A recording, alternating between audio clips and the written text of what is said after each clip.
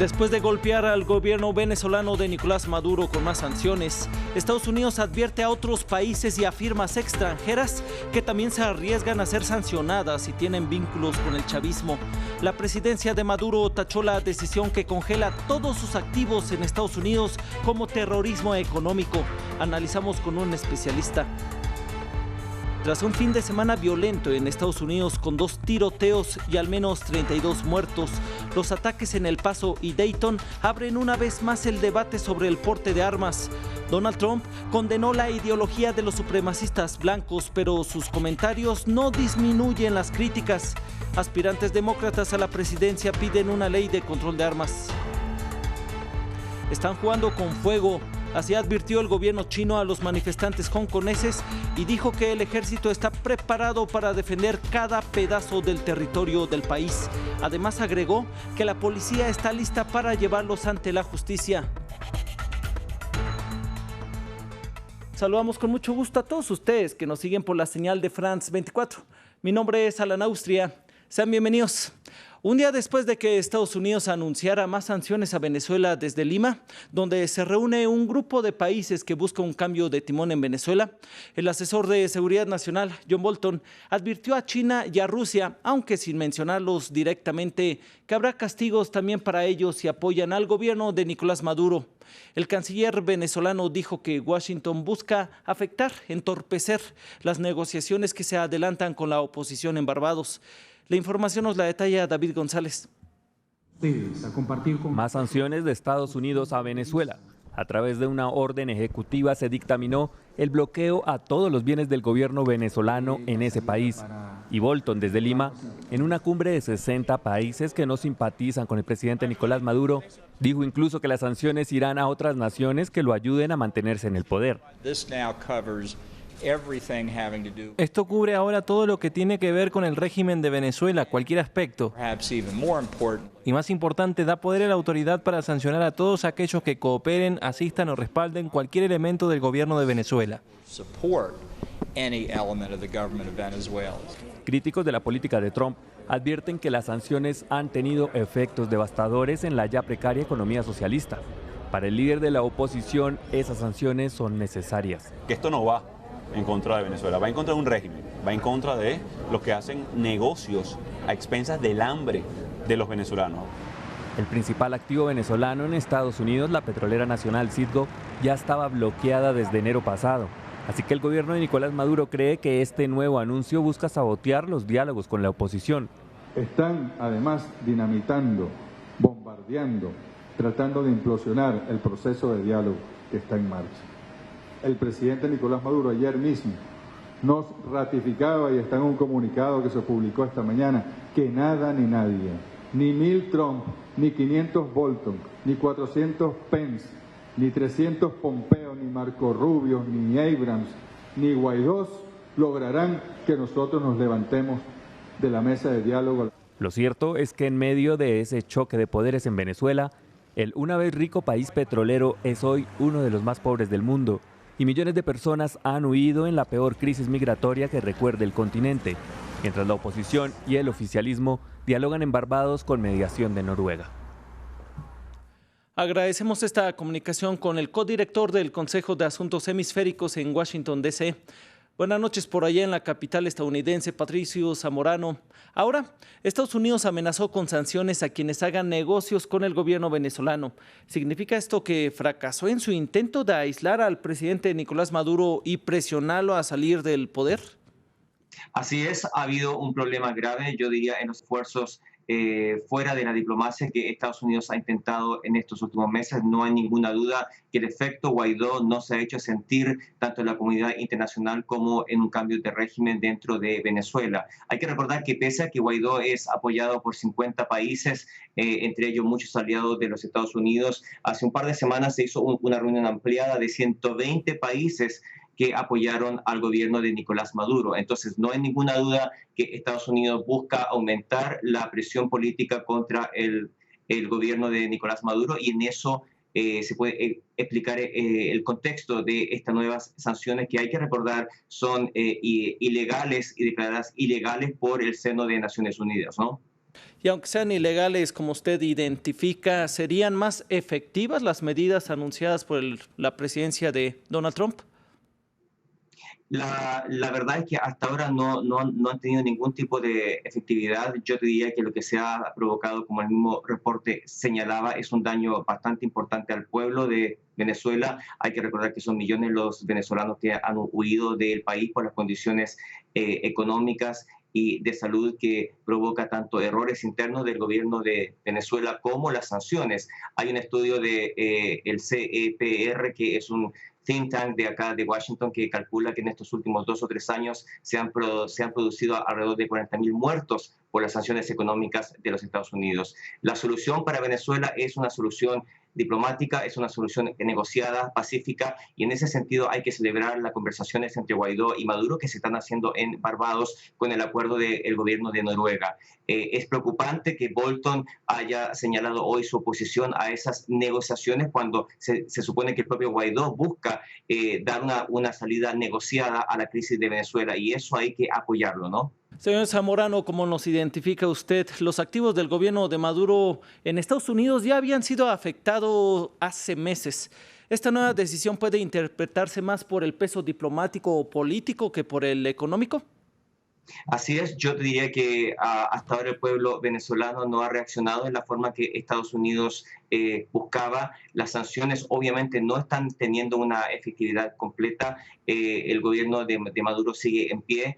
Hay negociaciones importantes que hay que apoyar para evitar cualquier tipo de violencia en el país, y en ese sentido se marcan esta nueva red de sanciones que viene un poco a aumentar sanciones ya existentes. No hay un cambio cualitativo importante, pero sin duda que Estados Unidos está muy interesado en aumentar la presión política y económica contra el gobierno de Nicolás Maduro, ¿no? Bien, pues le agradecemos sus palabras y esta comunicación al analista Patricio Zamorano. Él es codirector del Consejo de Asuntos Hemisféricos en Washington, D.C. Y ahora nos vamos a la escalada en la guerra comercial entre Estados Unidos y China. Tras el anuncio de Beijing a la suspensión de la compra de productos agrícolas de Estados Unidos, el presidente Donald Trump acusó a China de manipulación de divisas después de que el yuan rompiese el nivel de 7 unidades por cada dólar, algo que no se registraba desde 2008, e instó a la Reserva Federal estadounidense a tomar medidas al respecto. La bolsa de Tokio se desplomó hoy un 2% al descanso. Y tras los 2 tiroteos del fin de semana en Estados Unidos, en El Paso, Texas y en Dayton, Ohio, 5 de los precandidatos demócratas pidieron un mayor control de armas, sumándose a las críticas de Barack Obama, pues el expresidente apuntó a que ninguna otra nación desarrollada en el mundo tolera este tipo de violencia de armas. Por su parte, México pidió colaborar en la investigación del tiroteo en Texas, en el que fueron asesinadas 22 personas, 8 de ellas de México, y tratar además el caso como terrorismo y no como un hecho aislado.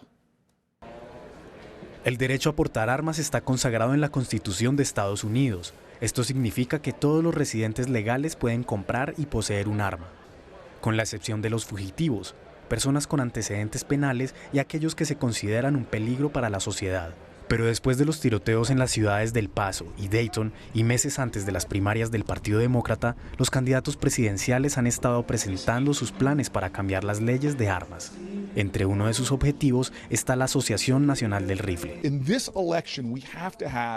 En esta elección tenemos que tener líderes que estén dispuestos a ponerse de pie y decir que no dejan que este problema esté determinado por los intereses del lobby y la Asociación Nacional del Rifle.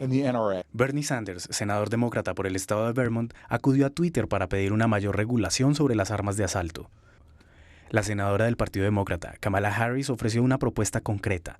Si fuera elegida presidenta, tomaría medidas ejecutivas para implementar verificaciones de antecedentes y prohibir la importación de armas de asalto a Estados Unidos. Otros candidatos han propuesto medidas similares, como restricciones en la capacidad de las tiendas de venta o leyes para que impidan que las personas con enfermedades mentales compren armas. Del lado republicano, el presidente Donald Trump se desvió de su postura habitual para pedir una verificación de antecedentes más estricta de los usuarios de armas. aunque no proporcionó detalles sobre qué tipo de legislación apoyaría. Debemos asegurarnos de que quienes sean considerados como un grave riesgo para la seguridad pública no tengan acceso a armas de fuego y que si lo hacen, entonces esas armas de fuego puedan ser incautadas rápidamente a través del debido proceso. También se distanció de condenar enérgicamente la cultura armamentista de Estados Unidos, diciendo que los videojuegos y las redes sociales eran los culpables de radicalizar a quienes estaban detrás de los tiroteos masivos. China advirtió a los manifestantes hongkoneses al advertirles que el gobierno no sufre ningún síntoma de debilidad y asegura que si la conducta continúa siendo violenta, el Ejército Popular de Liberación está preparado para defender cada pedazo del país.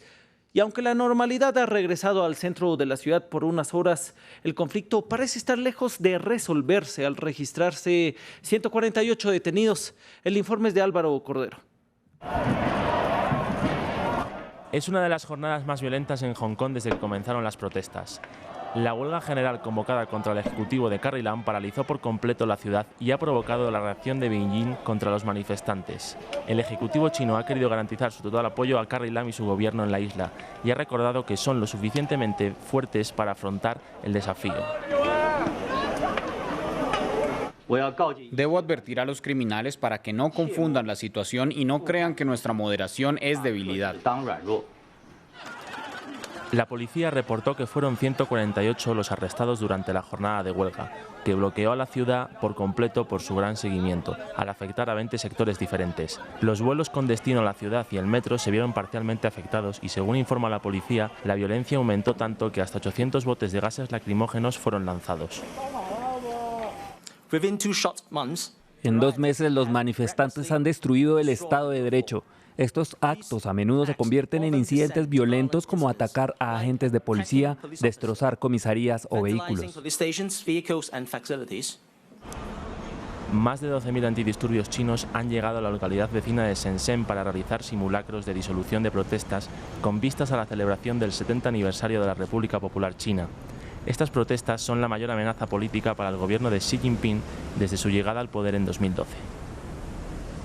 Murió en Estados Unidos a los 88 años Toni Morrison, la primera mujer afrodescendiente en ganar un premio Nobel de Literatura. La escritora de 11 novelas será recordada por su compromiso contra la discriminación racial. Tatiana Suárez nos amplía. Adiós a una leyenda afroamericana. Toni Morrison murió a los 88 años, la primera mujer afroamericana en ganar el premio Nobel de Literatura. Bueno, creo que el pináculo para un escritor tiene que ser el premio Nobel. Fue en 1993, con tan solo 6 novelas publicadas hasta esa fecha, que Morrison recibió el prestigioso galardón. Logró plasmar en palabras los dilemas de la raza, la esclavitud y la identidad cultural de los afroamericanos. Escribió en total 11 novelas y obtuvo otros premios como el Pulitzer de ficción en 1998. Cada página de cada libro que escribió está llena de imágenes e ideas que creo podría leer 1000 veces. Con solo leer una de sus páginas obtienes algo profundo con incluso una sola hoja. Es imposible que no te genere algo. La escritora de Beloved siempre será recordada por su compromiso con la lucha contra la discriminación racial. Entre sus obras más famosas está Blue Eyes, la historia de una niña negra que quiere tener los ojos azules por el estereotipo de su propio entorno. Su muerte fue como llorar mientras caminaba hacia el stand. Ella me dio un lenguaje para describir el racismo internalizado y las formas en que todos llevamos todos estos mensajes que recibimos todo el tiempo a través de instituciones, medios de comunicación, a través de todas estas diferentes formas en que los blancos son las únicas personas que importan en el mundo. La representante de la narrativa estadounidense nació en Ohio en una familia de clase obrera. Se graduó de filología inglesa y años después dejó de enseñar para mudarse a Nueva York, donde dio sus primeros pasos en el mundo de la literatura. Finalizamos con una noticia en México como de película, o en este caso como una serie de Netflix, La Casa de Papel. Pues un grupo de personas robó monedas de oro y relojes de la Casa de la Moneda en México, valorados en unos 50 millones de pesos, que son $2,5 millones. 3 empleados, incluido el guardia de seguridad, fueron interrogados para esclarecer el multimillonario robo, y la Secretaría de Seguridad Ciudadana informó que se está investigando el atraco y que ya tiene imágenes de los responsables gracias a las cámaras de seguridad. Los dejamos con estas imágenes, sigue en France 24.